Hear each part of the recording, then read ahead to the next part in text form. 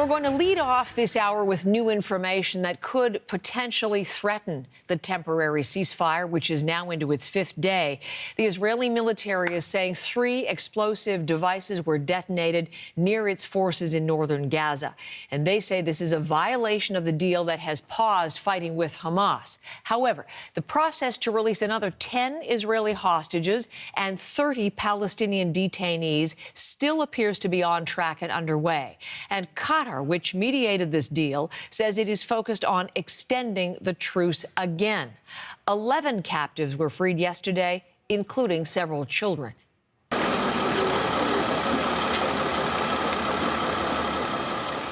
This is video into us from the Israeli military of an emotional reunion between 12-year-old Eitan Yahalome and his mother, Basheva.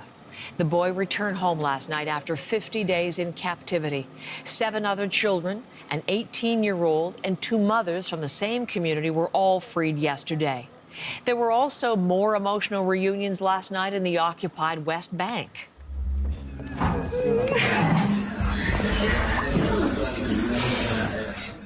This tearful homecoming. Duyan Atun, released from an Israeli prison. Israel freed 33 Palestinian detainees yesterday in exchange for those latest 11 hostages. The Israeli government says it has now approved more Palestinian prisoners to be released. Given the ceasefire extension, this next group, 50, all female. Now, Briar Stewart is part of our CBC News team on the ground, continuing to cover the Israel-Hamas war. And she leads off our coverage, obviously change in location from last hour. She's in Tel Aviv. Briar, tell us where you are and what is happening at that particular location. Well, that's right. I'm in a square that they've actually come to now call the Hostages and Missing Persons Square. And you can probably see behind me in the background, there's a rally going on. And that's a rally for the Bibas family. 10-month-old Kafir, 4-year-old Ariel, his mother Sherry, and their father Yarden, who are still hostages in Gaza. And you were talking about the deal and the 2-day extension. We do expect 10 more hostages to be freed this evening in exchange for 30 Palestinians who have been imprisoned in Israel. Now, the children, the Bibas children, will not be on the list today. And there is a fear that they're not going to be on the list tomorrow, too. And that's why the family's speaking out. They say what they've been told is that the Hamas has transferred the children and the mother, at least, to a different militant group. And so Hamas needed more time to find them. That's what Hamas has been telling Israeli officials. In fact, Qatari officials have said that there could be dozens of women and children who are not directly under Hamas's control. And they hope that by having a couple of extra days, like they do in this truce, for Hamas to be able to find these people. Now, the Bibas family is their relatives are speaking to the media now at a rally, but they also had a call this morning because they wanted to get the message out. Here's some of what they had to say. My hope, because it's not such a good thing, but my hope is that they are somewhere far or not totally. The place is not completely known, so it takes time to find them and bring them so they can be released. But it's just my feeling. We don't have anything like officially to say. I want to believe it's not. Maybe it's part of a psychological war against us. I have no idea. It's working really good because the last 4 days has been completely nightmare for us.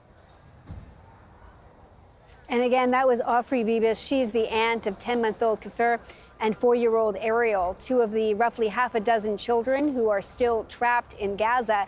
And as you mentioned, Heather, just off the top, I mean, it looks like this is going to proceed today, this agreement, and more hostages will be released in exchange for Palestinians who have been imprisoned. But it is a very fragile deal, and we've seen that today with these reports of explosions in northern Gaza. Briar, part of the thinking behind this temporary pause in fighting is to allow aid to get in to Gaza, to the civilians who need it so desperately. Is there any new information on the humanitarian situation and how that aid delivery is going? Well, aid is getting in. U.S. officials have said about 240 trucks are going in every day, and that it's not enough, and that really there needs to be about 400 trucks going in.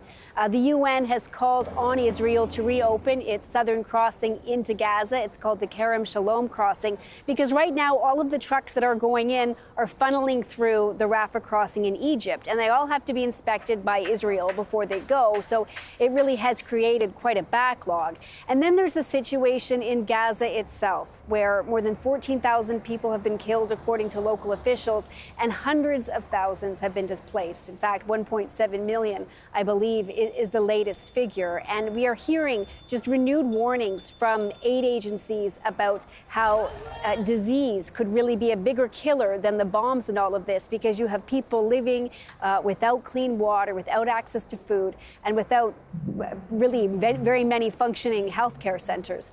The World Food Program has talked about just the need that's required on the ground. Here's some of what those officials had to say. 4 days of humanitarian pause, WFP and partners have delivered desperately needed aid to hundreds of thousands in the hardest to reach areas. Our team saw hunger, desperation, and destruction. People who have not received any relief in weeks. Hundreds of thousands that are facing an immediate risk of starvation.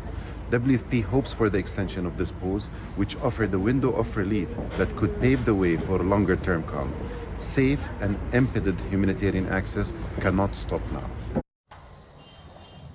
And of course, we have heard calls from multiple officials and aid organizations that they want the ceasefire to be a permanent one. Israel has made no indication that it's heading in that direction, saying that once the truce is over, it wants to continue to eliminate Hamas. But it does appear through reports that U.S. officials are starting to put more pressure on Israel, warning them that what happened in the north with a huge swath of population being displaced, they do not want to see that happen in southern Gaza, because hundreds of thousands have moved in that area to try to take shelter.